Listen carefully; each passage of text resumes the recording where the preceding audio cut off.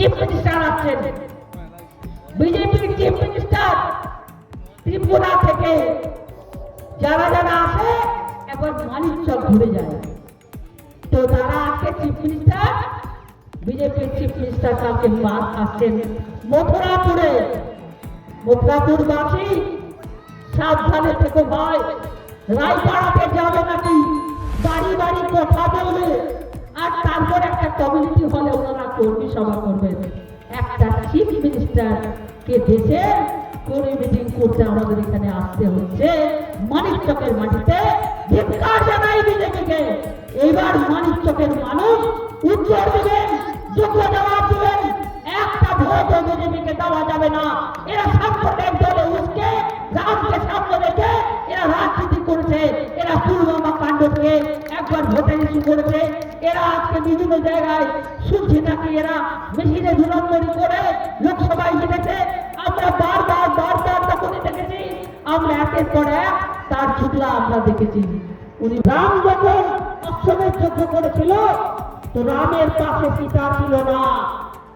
সবাই জানেন তো রামায়ণ সম্বন্ধে একটু। তো রাম সোনার সীতা বানিয়ে পাশে নিয়ে তার আঁচলের সাথে আঁচল বেঁধে রাম অশ্বমেধ যজ্ঞ করেছিল।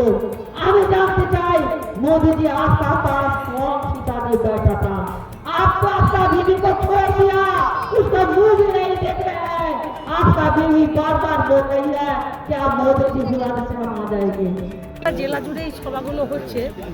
আজকে মানিকচকে ছিল আর রতুয়া 1-2 এটা মূলত আজকে যে জনগর্জন সভা, যে ব্রিগেড চলো যে আবেদনের ডাক দিয়েছেন মমতা ব্যানার্জি, সেটা আজকে এই সভাটা হচ্ছে মা মাটি মানুষের জন্য এই সভা। যারা আমাদের মানুষের টাকা রাজনৈতিক উদ্দেশ্য প্রণোদিতভাবে মানে মানুষকে উপেক্ষা করেছেন, মানুষের টাকা থেকে বঞ্চিত করেছেন, তার জন্য এই জনগর্জন সভা যতটা পারলেন উনি করেছেন। কিন্তু আজকে এই টাকাটা আটকে দেওয়ার অধিকার মোদির নেই। মোদিজি প্রধানমন্ত্রী দেশের। আমি বলছি এটা সরকারি টাকা, সরকারি টাকা সব রাজ্যে যাচ্ছে, ওয়াই নট পশ্চিমবঙ্গ। এই তো আমাদের স্লোগান। মানিকচক খুব ইম্পর্টেন্ট জায়গা, বুঝলেন না? মানিকচক নামটা শুনলেই সবাই, আমি যতবার এতদিন যা দেখেছি নেতা আসতে, ওই দিলীপ বাবু থেকে শুরু করে হরিপুর টুইপুর যায় না, ওদিকেও বিজেপি আছে, মানিকচকেই আছে। আর যখনই একটা কোনো ভোট ডিক্লার হয় শিল্পা মিত্রই আছে। মজা লাগা যা গুরু গঙ্গার হাওয়া টাওয়া খায়। আজকে তো আমি বলবো যে এটা আমাদের মানিকচকবাসী, তাকে উপেক্ষা করা উচিত।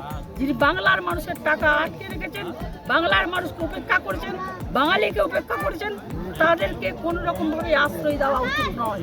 এটা নিশ্চয়ই আমি মানি। Bureau news Bangla Times.